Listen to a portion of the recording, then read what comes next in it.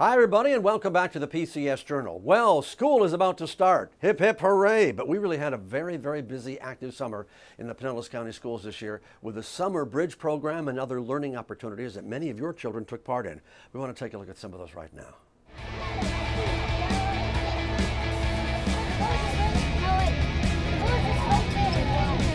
I'm just gonna dive in the water. All right, jump right in front of you, kids, guys. Right on down, guys. Take your seat, put all your seats. I want to point out to the line, like off to the right-hand side, we have our brown pelicans. So take a look at our brown pelicans hanging out on the piling. So tell us a little bit about what you expected the students to get out of this field trip today. Well, today's field trip is going to allow them to take things that we've learned in the classroom about these habitats that seem to be an out there idea and really have it hands-on. They're going to see what animals, what plant life, and how it associates to where they live. Because not all of our kids have been down here.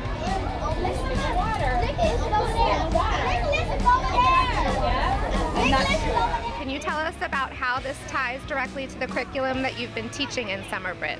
During Summer Bridge, we've been really focusing on habitats. So one of our habitats that we zoomed in on was oceans. And so the kids were able to see kind of what life lives in oceans here in Clearwater, but also in different oceans around the world.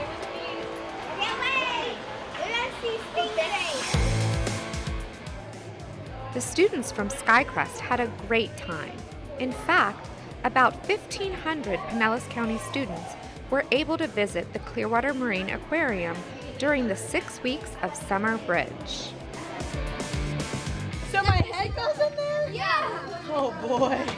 The idea was to pair a gifted teacher with an ESOL teacher, where the ESOL teacher will see an ELL perform in this type of an environment and harvest some strategies, see what a gifted environment looks like, what the gifted teaching methods look like, and take that back to their school and their team and replicate these opportunities and environments and methods in their schools during the school year for ELLs.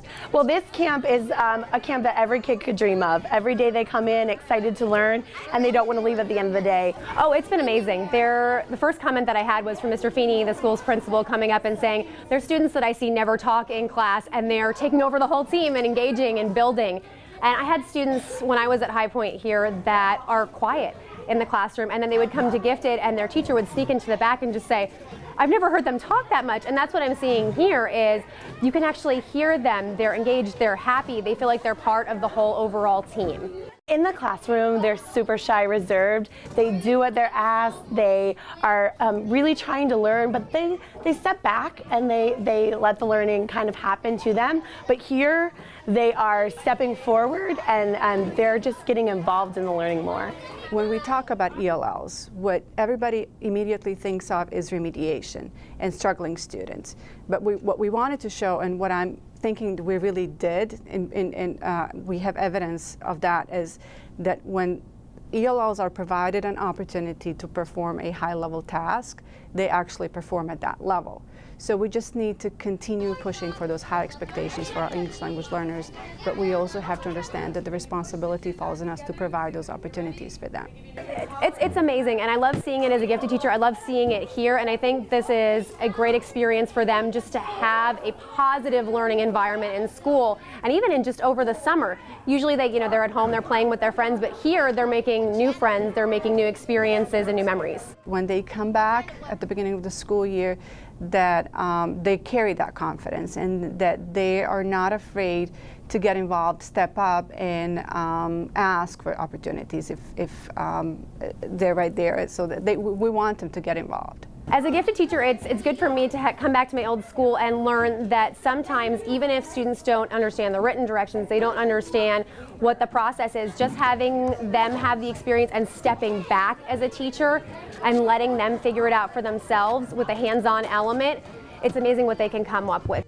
I enjoy this just as much as they do, so in the end I feel that everyone should be able to experience a camp like this, so it's really excellent that our ESOL population is experiencing this with our gifted students because they can learn so much from each other. I think experiences like this could bring out more students that teachers may not have pegged as gifted, or intellectually bright just because of the language gap. So I think that as we add more of these experiences, we'll get to see gifted populations, especially at schools like High Point with a large English language learning population. It'll grow exponentially. All right, Florida Teacher of the Year. Did you know Pinellas County had one of the 5 finalists for that prestigious award? Her name, Vanessa Coe from Palm Harbor Middle School. Here's some highlights of that very big evening. It's down to 5 finalists, and one will be named the Sunshine State's top teacher. Live from Hard Rock at Universal Studios Orlando, it's the 2018 Macy's Florida Department of Education Teacher of the Year Award.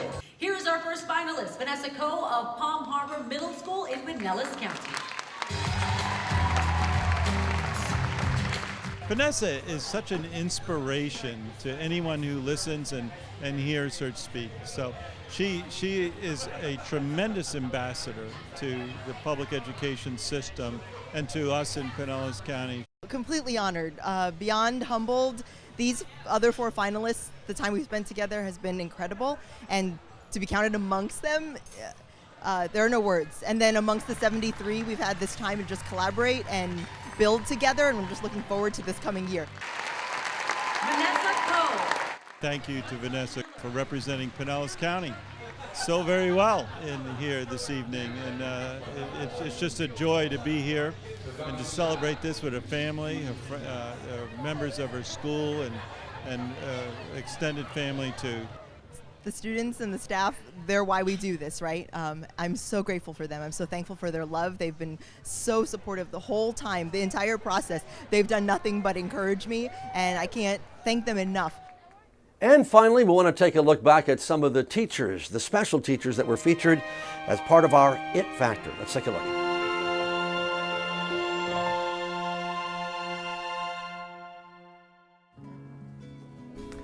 I became a teacher because of the teachers that I had.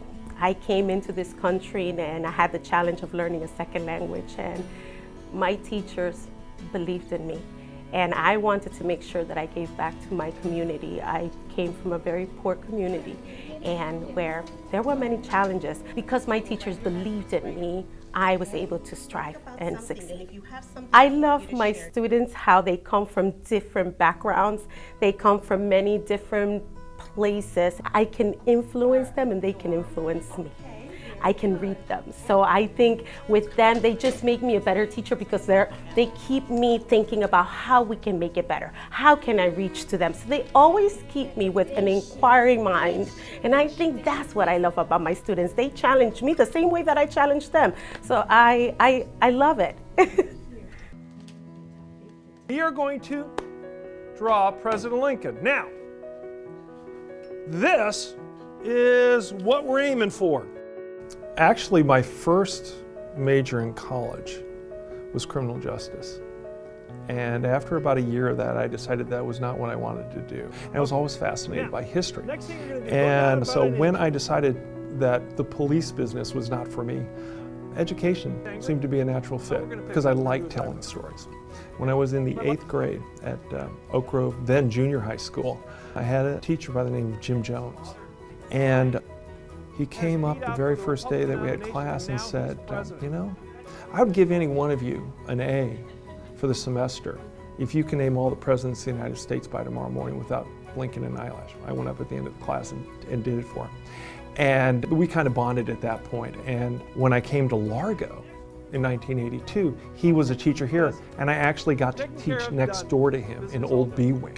So that was kind of neat for a year to be able to teach next to your mentor. I think the fact of telling stories, the aspect of history is really telling stories. I mean, that's part of the terminology, his story. Because Jim was very big on telling stories and relating them to the content, not just to go off on a tangent, but to say that there's a message behind all of that and bring it all together. The one thing that a lot of people lose, because when they think of history, they go, well, I've got to memorize dates and events and things like that, and they forget the humanity. And I try and bring the humanity back in as much as possible. Anybody know what was his chosen profession eventually? The teachers I came into contact with early in my life were the ones who invested in me and helped inspire me to move beyond the inner city community that I lived in and to pursue my dreams. And having teachers around me who saw beyond my need and saw my potential. That, I think, inspired me to later on in life want to join the ranks. I realized that the students in front of me are somebody else's child, and so I keep that before me all the time. I think of my own son and how I want him treated and how I want his life to matter, and I want the people around him to invest in him, and how important that is to me as a parent. I realize that I'm in that same role for some other parent, and that's very much a motivation to me. As a minority male, just knowing how important it is in our society to be a role model, to be an example for our young people, and both male and female from high poverty backgrounds like myself, to say that you can get out of that situation, you can break out of that. All right, that's our show for now. Thank you so much for watching us. We really do appreciate your company when we put these programs together. Have yourself a great day.